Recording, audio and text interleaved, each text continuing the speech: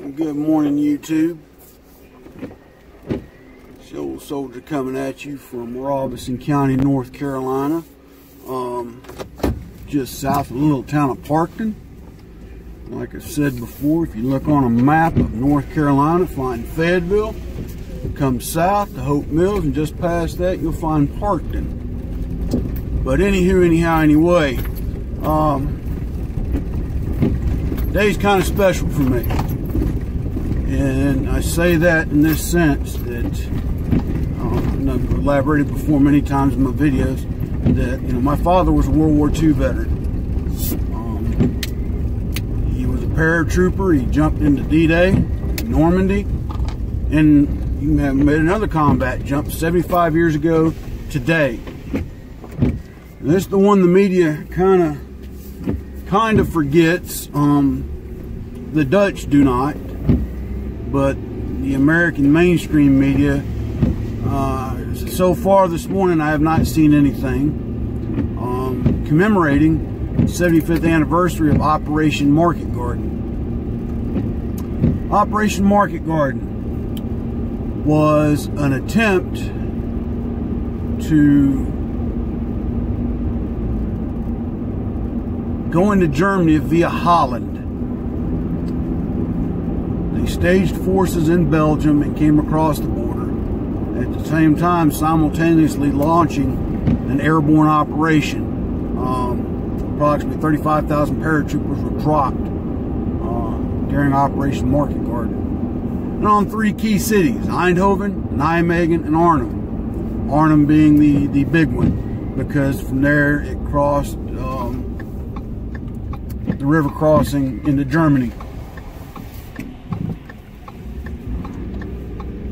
And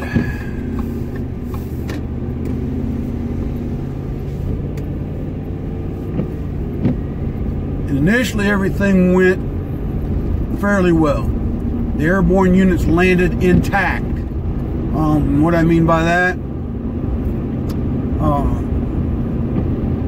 their units landed all together. Unlike D-Day, they were so scattered it wasn't even funny. The drawback was a daytime drop, but they had no choice due to no full moon. Because back then they didn't have the night vision we have today, that kind of thing. But then the ground forces kicked off out of Belgium, the 30th Corps from the British Army, was to make this thrust up this highway. And their first objective, like I said, was to get to Eindhoven and link up with the 101st. 101st landed in and around Eindhoven, and they pretty much secured most of their objectives. The problem was the Saône River Bridge. When they got ready to get to it, the Germans got there first and blew it sky high. In the movie A Bridge Too Far, Elliot Gould's character, they show him run into the bridge and watch it go boom. Delay number one. Delay number two is the ground forces were met by fairly stiff resistance as they left out of Belgium into Holland, a little more than they anticipated. Intelligence told them it was just a bunch of German second-class soldiers, if you will, old men, young boys. But reality was, you had a few divisions that had retreated back into Holland after D-Day and were there recuperating and rebuilding. There was also a German NCO school nearby that managed to gather a fairly large and substantial force, not to mention reports of armor. Now, if you're an airborne division, that's the last thing you want to come up against is tanks, because you don't have tanks as an airborne division. But these intelligence reports were ignored. Because why? They came from the Dutch underground, and well, the British intelligence didn't put a lot of stock in the Dutch underground for some reason. But yet they were very instrumental once our forces landed in helping take on the Germans. So, moving along. 30 Corps gets Eindhoven.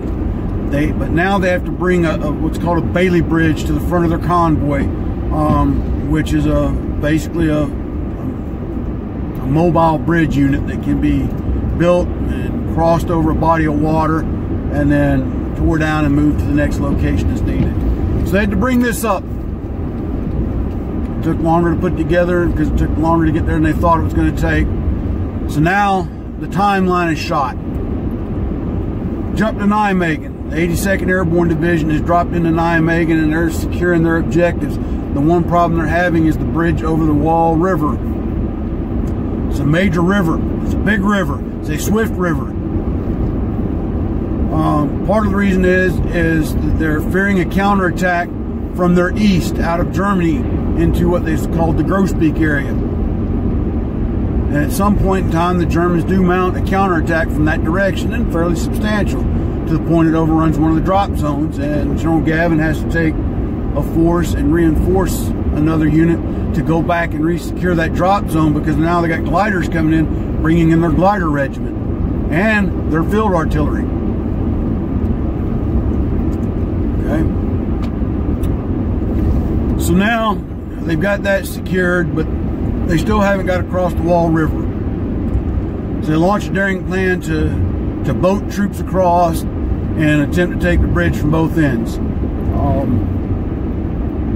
The British show up with some tank support and artillery support, and they provide it. Wall River Bridge is finally secure.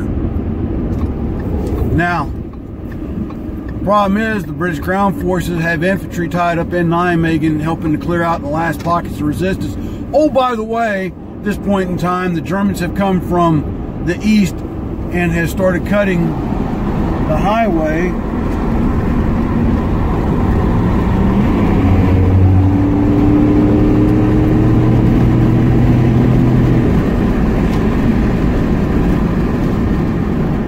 Started cutting the highway behind the 101st. So now the 101st is having to fight to keep this road open for resupply and things of that nature.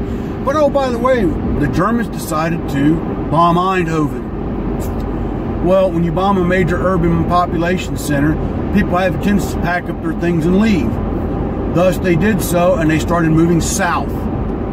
You've got ground movement north, you've got refugees and citizens fleeing south.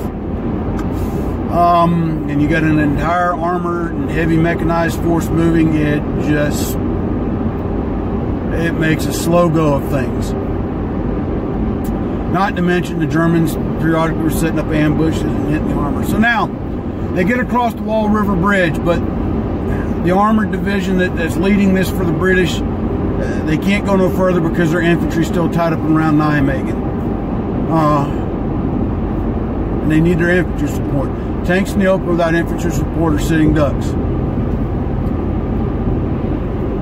So finally they get them all, and then it's, but now let's jump up to Arnhem, where the British 1st Airborne Division has been dropped in. Well, the majority of their forces dropped too far from their intended target.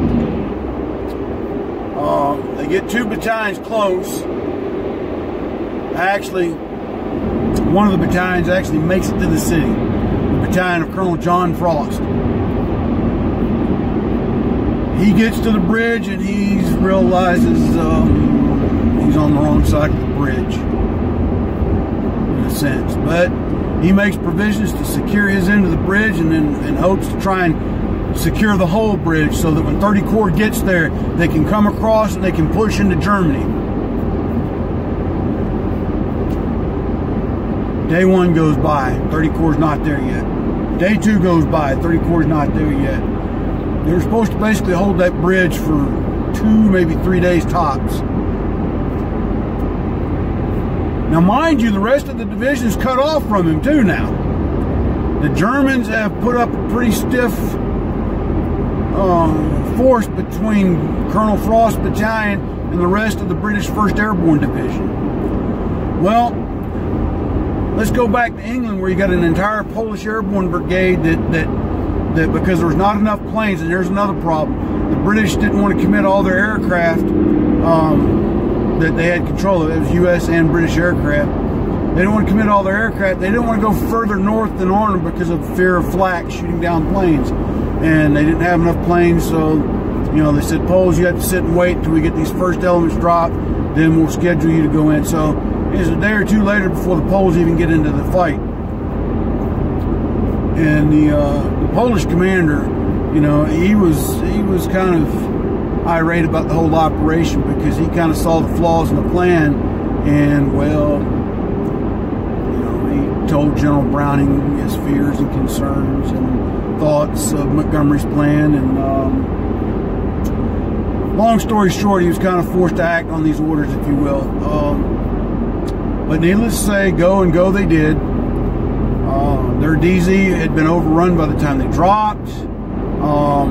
Due to strict security measures, the British Air Corps, or RAF, wouldn't deviate because, you know, unless they heard actually from the ground commander, which that was the other problem. The British were having radio problems in Arnhem and in Holland. Communications is critical in combat, folks. As Murphy Law states, communications will fail when you most need it. But the Poles jump in, and they managed to get some of their troops across the river to the north side where Colonel Frost's people were at, and they get cut off. Now Colonel Frost, he's in a desperate situation. He's starting to run out of, I take that back, the Poles didn't make it Colonel Frost. They made it to the other side of the river. The remainder of the British 1st Airborne Division had gathered. Colonel Frost was basically isolated. But the Poles get some people across the river to the British 1st Airborne, but nothing to be substantial enough to change the tide of the fight. And lo and behold, finally, Colonel Frost has to make a decision to die or surrender. And, you know, you don't want your men to die because, you know, you got nothing to fight with. He was out of food, water, medical supplies, but above all else, ammunition. So he finally had to give in and surrender. Well, General Ucourt, who missed almost 2 days of the battle because while he was out trying to find some of his brigade commanders, got cut off and had to spend the night in a Dutch house in the attic. And so his second in command had to take charge, and our senior brigade commander. And of course, you know, so at this point in time, command and control is entirely lost. Everything's scattered. But now he gets back to him, and he's taking what's left of his force and he consolidates them into a pocket. And they're fighting, but again, this is an airborne division. They're lightly armed. They don't have the means of which to take on a heavy armored forces, and that's kind of what they're up against here. They finally get word back across the river, down south to 30 Corps, who gets word back to Browning and Montgomery and the whole 9 yards. So the decision finally said and made, all right, we're going to pull the British 1st Airborne Division out of Arnhem and get them back across the river, and well, we'll just write Arnhem off as a loss. And in a sense, that's what happened. British 1st Airborne Division went in with approximately 10,000 soldiers. They got back across the river with less than 2,000. Now, there were certain pockets of resistance, and guys that also escaped that eventually got back across the river. I don't remember all the exact numbers, but needless to say, the British 1st Airborne Division at that point in time became combat ineffective. What's that mean? As a combat fighting division, they were no longer a viable force. Did they later rebuild? Yes. They would go into other assignments in the British Army until the end of the war, until the division itself was disbanded. All in all, it was a bold plan, you know, very bold plan. Problem was, it was also a plan to kind of feed somebody's ego. Not to mention politics had a play in it. And they say politics? How's politics? Well, you had the interest of allies that you had to take care of, i.e. politics. Eisenhower had to make a decision. He was being pressured by British allies our own folks about, well, we need to give the British a chance. They've been fighting this war longer than we have, etc., so forth. And Montgomery devised this plan for a single thrust as opposed to Eisenhower's broad front strategy. Now, of course, this to the chagrin of Patton, who's like, I got to give up my supplies so that this guy can go and maybe get across, whereas I know my plan to get in works. And, you know, so, you know, Patton, I mean, not Patton, but Eisenhower's having to juggle some serious egos on his, you know, his commanders. You know, it's not an easy thing to do. That was why Eisenhower actually got the job as Supreme Allied Commander, because he knew how to deal with these various personalities. Did Eisenhower regret giving them Montgomery's plan? Maybe. You know, General Browning, it supposedly is the one that said that he always thought Arnhem would be a bridge too far. Well, you know, you're the senior airborne commander of that operation. You ought to have said something before it launched instead of backing the play of your senior commander just because it's a brilliant idea, but, you know, it was also rushed. The units involved only had 2, maybe tops 3 weeks to prepare for this you know, operation.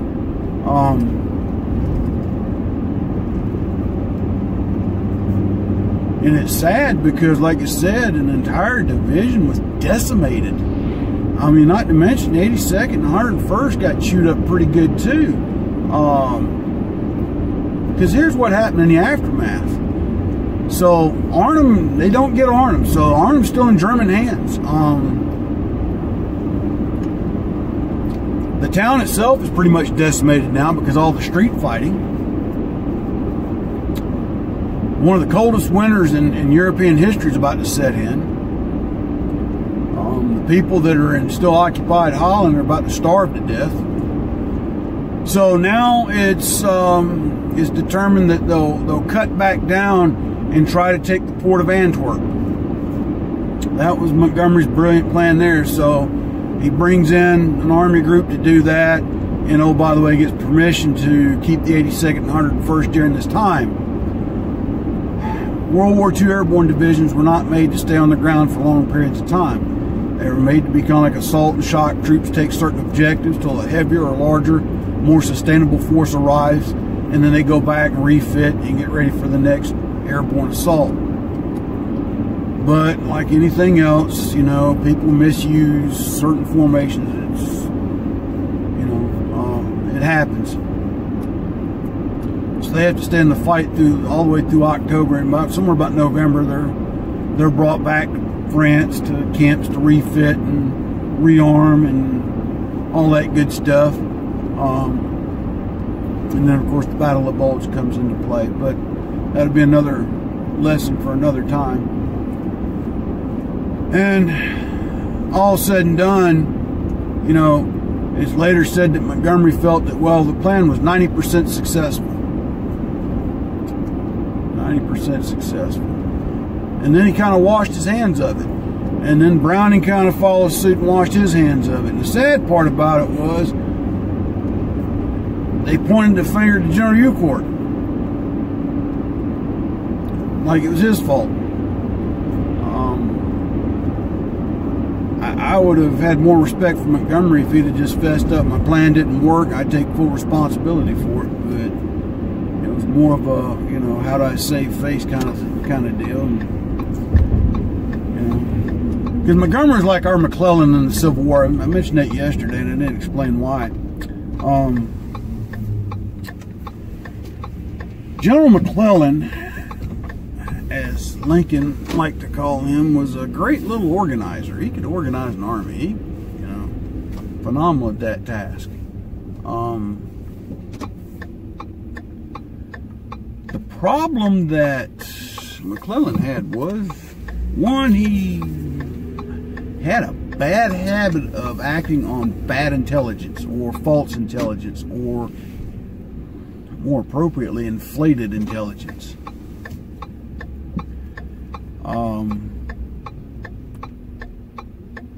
He also wouldn't fight unless he thought he had overwhelming numerical superiority. And in the times that even he did have numerical superiority, he still got his butt kicked by a smaller, much more tactically proficient force, with a commander that knew how to employ and engage his forces into combat. Yeah, Montgomery did a great thing in North Africa. You know, he come in, he reorganized a demoralized army, and he went on the assault. But there again, he waited till he had numerical superiority. Yeah, I get it. Sometimes it's a great thing, but sometimes you have to act, and you have to act with an ability to go in and engage the enemy at critical points, whether you've got the numbers or not. Long story short, it was a bold plan. I'll give it that. But you know, and of course, this is 2020 history hindsight. But at the end of the day, there were some glaring shortcomings. You know, one of them was failure to pay attention to intelligence reports. Failure to acknowledge that the enemy had a potential of a superior force that could decimate your initial carpet, the operation market. Oh, by the way, let's don't take stock that you only got one major road at the time going into these cities, and that if the civilian population decides to leave and head south, you're going to have a very crammed road, and it's going to make it hard to get your vehicles and your personnel in. So a lot of those things were not taken into consideration, and then part of it too was just, you know, just pure arrogance that, well, we've got them on the run, you know. And that was the other part.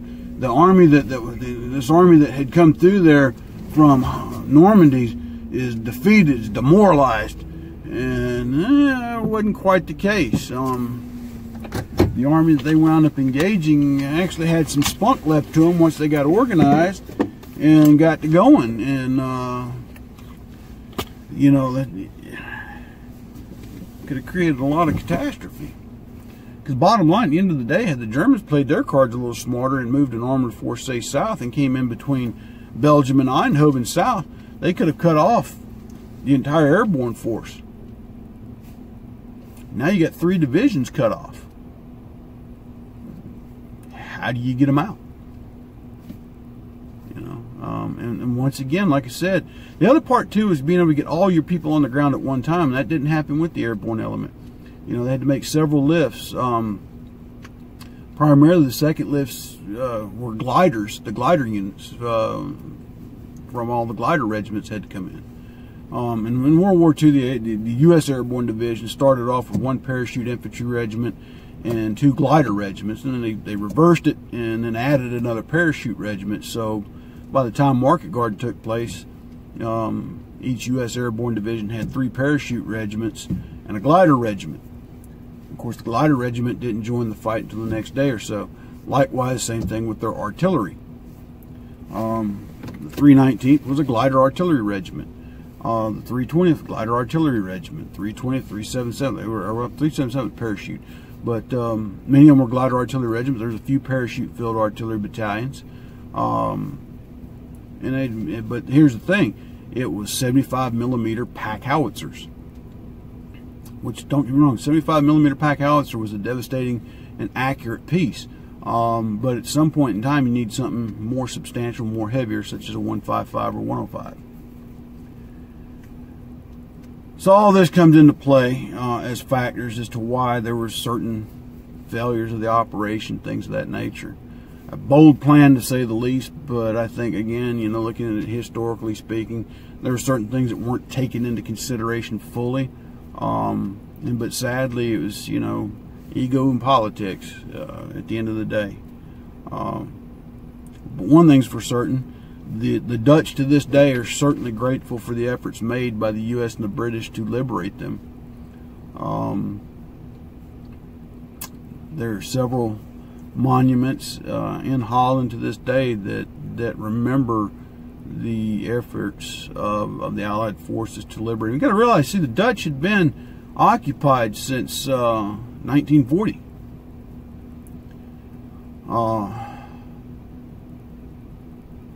And brutally. The other thing, the Germans didn't play around. You know, they kind of ruled the Dutch with an iron fist, and part of it was because they felt the Dutch, in a sense, had you know, kind of betrayed them in a sense, because you know they're kind of a kindred spirit as far as language goes.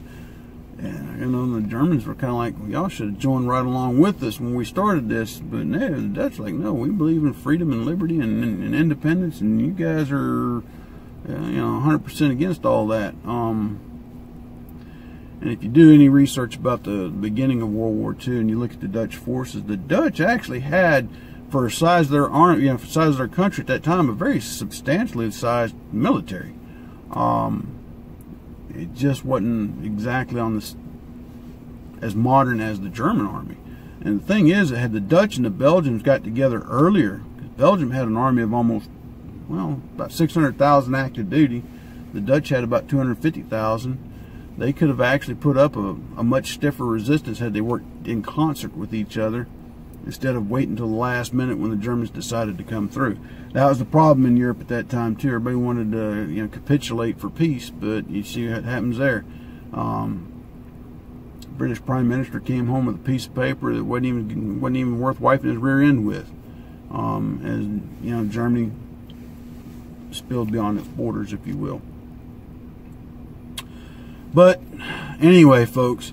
But today marks the 75th anniversary of the start of Operation Market Garden, and I just wanted to share that with you. Like I said, I used to ask my daddy all the time about that operation, and we would talk, and he'd tell me about his jump and landing in a radish patch and having to crawl out of his harness on his back, because said the Germans, and they waited till they hit the ground and started shooting at him then. And he landed in a radish patch and had to wiggle his way out of his harness and crawl out on his back until he could get to some proper cover. But needless to say, that was also where his platoon leader sent him into near Nijmegen, where one of their companies had gone too far beyond their perimeter, and sent my dad out by himself to go and tell this company commander to bring his company back in. And got caught in the open by a Tiger tank, from what the letter I read that he wrote to my mom when my dad died. And still went. Daddy was my hero, but I never knew he did anything like that until after he died, because he wouldn't talk about that. But anyway, folks, God bless, take care. Until tomorrow, it's the old soldier out.